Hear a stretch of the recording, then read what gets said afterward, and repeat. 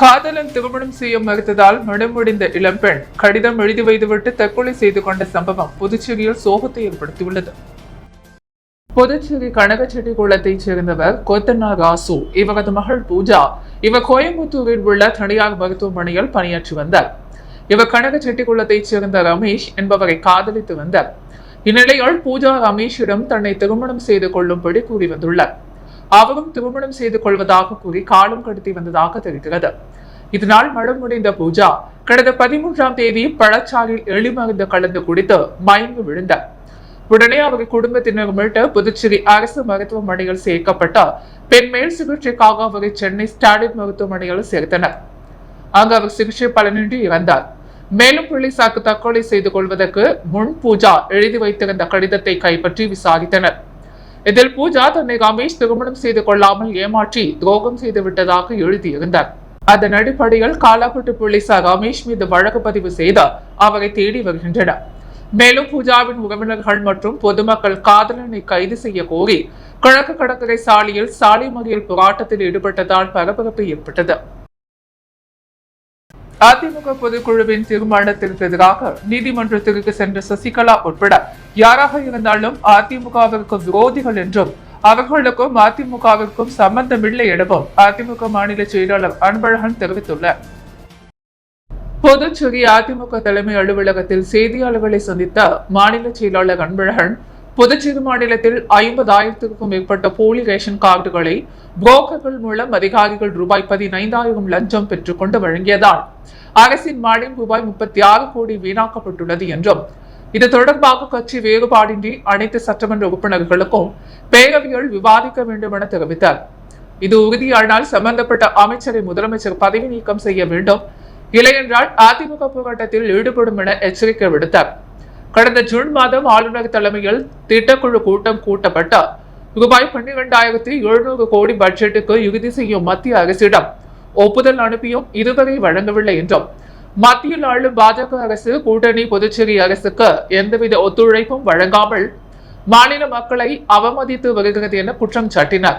அதிமுக பொதுக்குழுவின் தீர்மானத்திற்கு எதிராக நீதிமன்றத்திற்கு சென்ற சசிகலா உட்பட யாராக இருந்தாலும் அதிமுகவிற்கு விரோதிகள் என்றும் அவர்களுக்கு அதிமுகவிற்கும் சம்பந்தமில்லை என்றார். புதுச்சேரி தங்கும் விடுதிகளில் தமிழக ரவுடிகள் பதுக்கியுள்ளனரா என முதியஞ்சலி போலீசார் நேற்று இரவு திடீர் சோதனையில் ஈடுபட்டனர். தமிழகத்தைச் சேர்ந்த ரவுடிகள் போலீசாரின் நடவடிக்கைக்கு பயந்து பிற மாநிலங்களில் தஞ்சம் புகுந்து வருகின்றனர். இதற்கிடையே புதுச்சேரியில் தமிழகத்தைச் சேர்ந்த ரவுடிகள் பதுங்கியுள்ளதாக போலீசாருக்கு ரகசிய தகவல் வந்தது. இதையடுத்து சீனியர் எஸ்பி நாகசைத்தன்யா உத்தரவின் பெயரில் புதுச்சேரியில் உள்ள அனைத்து காவல் நிலையத்திற்கு உட்பட்ட பகுதிகளில் உள்ள தங்கும் விடுதிகளில் Othiyanchalai inspector Senthilkumar, sub inspector Prabhu மற்றும் போலீசார் நேற்று இரவு திடீர் சோதனையில் ஈடுபட்டனர். அப்போது அங்கு சந்தேகத்திற்கு இடமளிக்கும் வகையில் யாரும் தங்கி இருக்கிறார்களா என சோதனை செய்தனர்.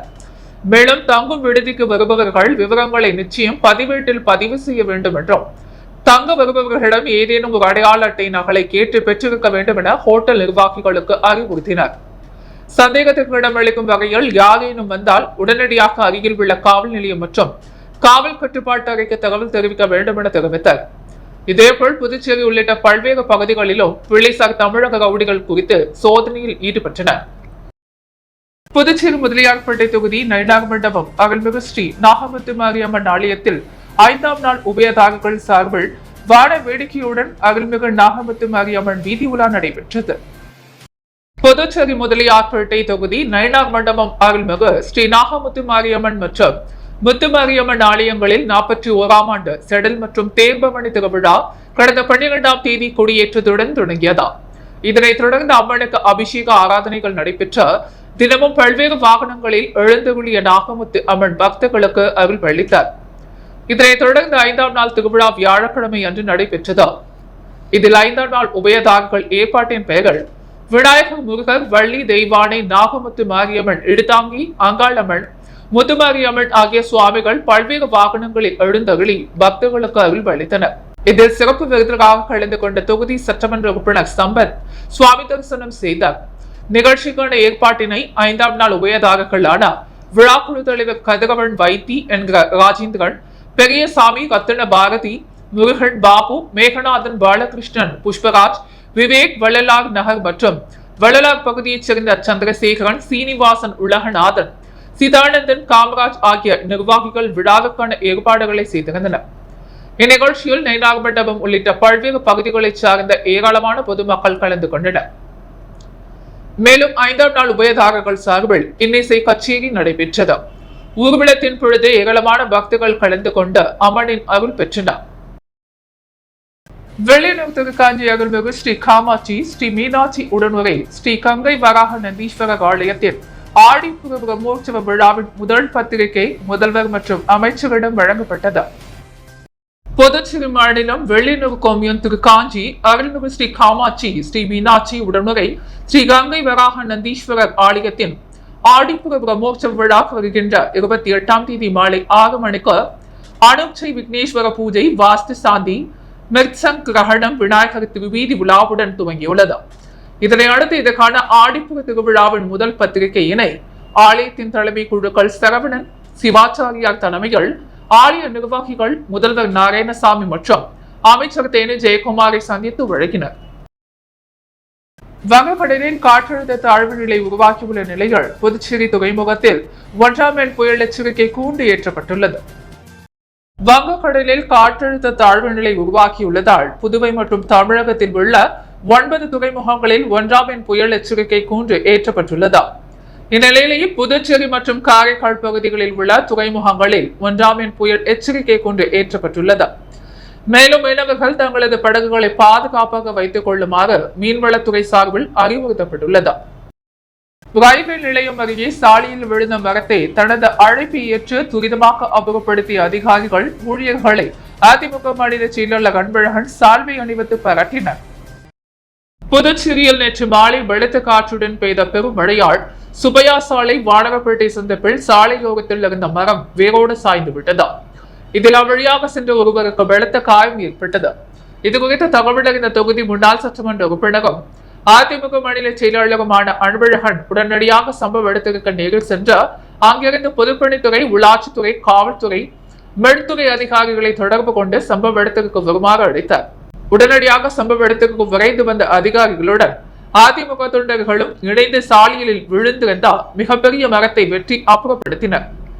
தொலைபேசி மூலம் தகவல் தெரிவித்த உடனே சம்பவ இடத்திற்கு வந்த மின்வளால் மரத்தை வெட்டி அப்புறப்படுத்திய அனைத்து துறை அதிகாரிகளையும் அதிமுக மாநில செயலாளர் அன்பழகன் மனதாக பாராட்டினார்.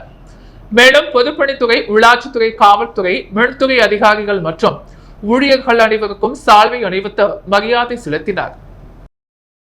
வெளியூர் ஆத்துவாய்க்கால் பேட்டியில் சிமெண்ட் சாலை அமைக்கும் பணிக்கான பூமி பூஜை சட்டமன்ற எதிர்க்கட்சித் தலைவர் சிவா தலைமையில் நடைபெற்றது. புதுச்சேரி வெளியூர் சட்டமன்ற தொகுதிக்குட்பட்ட ஆத்துவாய்க்கால் பேட்டியில் விடப்பட்டுள்ள பிரதான சாலைக்கு புதுச்சேரி அரசு ஆதிதிராவிடர் நலன் மற்றும் பழங்குடியினர் நலத்துறை மூலம் ரூபாய் 16,41,000 மதிப்பீட்டில் புதிய சிமெண்ட் சாலை அமைக்கும் பணிக்கான பூமி பூஜை நிகழ்ச்சி இன்று காலை நடைபெற்ற இந்நிகழ்ச்சியில் தொகுதி சட்டமன்ற உறுப்பினரும் சட்டமன்ற எதிர்க்கட்சி தலைவருமான சிவா கலந்து கொண்டார். சிமெண்ட் சாலை அமைக்கும் பணியினை பூஜை செய்து துவங்கி வைத்தார். இதில் ஆதிதிராவிடர் நலத்துறை இயக்குநர் இளங்கோவன், ஊர் முக்கியஸ்தர்கள், திமுக தொகுதி செயலாளர் மணிகண்டன், பொதுக்குழு உறுப்பினர்கள் ராமசாமி, செல்வநாதன் உள்ளிட்ட ஏராளமான திமுக நிர்வாகிகள் பலர் இந்நிகழ்ச்சியில் கலந்து கொண்டனர். புதுச்சேரி தேங்காய் திட்ட மீன்வளத்துறை இயக்குநர் அலுவலகம் எதிரே மீனவர் கூட்டுறவு சம்மேளன ஊழியர்கள் ஆர்ப்பாட்டம் நடத்தினர். புதுச்சேரி மாநில மீனவர் கூட்டுறவு சம்மேளன ஒருங்கிணைந்த ஊழியர்கள் சங்கம் சார்பில் தேங்காய் திட்ட மீன்பிடி துறைமுக வளாகத்தில் உள்ள மீன்வளத்துறை இயக்குநர் அலுவலகம் முன்பு கவன ஈர்ப்பு ஆர்ப்பாட்டம் நடைபெற்றது. கொட்டுமழையிலும் நடைபெற்ற இந்த ஆர்ப்பாட்டத்திற்கு சங்க தலைவர் பாஸ்கர் தலைமை தங்கினார். சங்க நிர்வாகிகள் கதிர்வேல், நடராஜன், செல்வகுமார், வீரப்பன், சம்மேளன நிர்வாகிகள் பிரேமதாசன், ரவிச்சந்திரன், ராதாகிருஷ்ணன், கிறிஸ்டோபர், சிவஞானம், செய்தி தொடர்பாளர் கலைமாமணி, நமச்சிவாயம் மற்றும் பலர் கலந்து கொண்டனர். மீன்வளத்துறையில் காலியாக உள்ள கீழ்நிலை பதவிகளில் ஒருமுறை விதிமுறைகளை திருத்தம் செய்தார் தகுதி வாய்ந்த சம்மேளன ஊழியர்களை கொண்டு நிரப்ப வேண்டும். மீனவ கூட்டுறவு சம்மேளனத்தில் நிர்வாக செலவினை நிதி கொடையாக வழங்குவதை மாற்றி மீன்வளத்துறையின் நிதிநிலை அறிக்கைகள் நிர்வாக செலவினத்தில் சேர்க்க வேண்டும் உள்ளிட்ட பல்வேறு கோரிக்கைகளை வலியுறுத்தி இந்த ஆர்ப்பாட்டம் நடைபெற்றது. மின்கட்டண உயர்வுகள் நூதன முறையில் கண்டனம் தெரிவித்த நபரால் பரபரப்பு ஏற்பட்டது. புதுச்சேரியில் கடந்த மாதம் மின் கட்டணம் உயர்த்தி அறிவிக்கப்பட்டது. இதில் வீடுகளுக்கான மின் கட்டணம் 45 பைசா முதல் 75 பைசா வரை உயர்த்தி அறிவிக்கப்பட்டிருந்தது.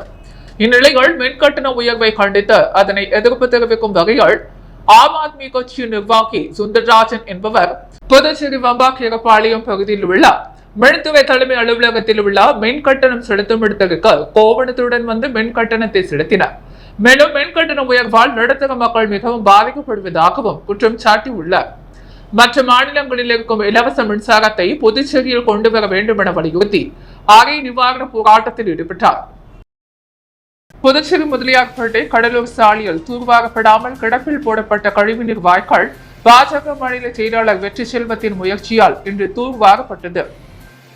புதுச்சேரி முதலியார்பேட்டை கடலூர் சாலை டாக்டர் அம்பேத்கர் சாலை சந்திப்பிலிருந்து சுமார் 500 மீட்டர் வரையுள்ள கழிவுநீர் வாய்க்கால் தொடர்ந்து பல நாட்களாக கழிவுநீர், குப்பைகள் மற்றும் அழுக்கு மண் அடைத்துக் கொண்டு கடலூர் சாலையிலும் குறுக்கு தெருக்களிலும் கழிவுநீர் வடிந்து ஓடியதா. அதனால் தொற்று நோய் பருவம் அபாயகரமாக சூழ்நிலையில் அந்த பகுதியில் இருக்கும் வியாபாரிகளும் பொதுமக்களும் பாரதிய ஜனதா கட்சி மாநில செயலாளர் டாக்டர் வெற்றி செல்வத்திடம் முறையிட்டனர். அதனைத் தொடர்ந்து பொதுப்பணித்துறை அதிகாரிகளிடம் சரி செய்து தர வெற்றி செல்வம் புகார் அளித்தார். அதன் அடிப்படையில் பொதுப்பணித்துறை கழிவுநீர் பிரிவு சம்பந்தப்பட்ட அதிகாரிகளும் ஊழியர்களும் வாய்க்காலை தூர்வாரி சரி செய்யும் பணி நடைபெற்றுக் கொண்டிருக்கிறது. தொடர்ந்து இந்த பணி சில நாட்கள் தொடரும். மேலும் வாய்க்கால் மேல் உள்ள பழுதடைந்த கான்கிரீட் ஸ்லாப்புகளை மாற்றி தர வெற்றி செல்வம் அதிகாரிகளிடத்தில் கோரிக்கை வைத்தார். தூர்வாரி அழுக்கமண் மற்றும் குப்பைகளை வாய்க்கால் அருகில் சாலை ஓரங்களில் கொட்டப்பட்டுள்ளதால் மழைக்காலமாக இருப்பதால் உடனடியாக அப்புறப்படுத்த வேண்டும் என்றும் கேட்டுக்கொண்டார். மிகப்பெரிய சுகாதார கேடு மற்றும் தொற்று நோய் பரவுவதில் இருந்து மக்களை காப்பாற்ற முன்னெச்சரிக்கை நடவடிக்கை எடுத்த வெற்றி செல்வத்தை வியாபாரிகளும் பொதுமக்களும் நன்றி தெரிவித்து பாராட்டினர்.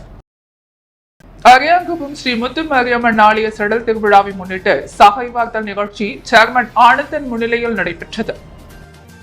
அரியாங்குப்பம் சுப்பராய பிள்ளை வீதியில் எழுந்தருளி இருக்கும் அருள்மிகு ஸ்ரீ முத்துமாரியம்மன் திருக்கோவிலில் 35ஆம் ஆண்டு சடல் தேர் திருவிழா சாகைவார்த்தல் நிகழ்ச்சியுடன் தொடங்கியது.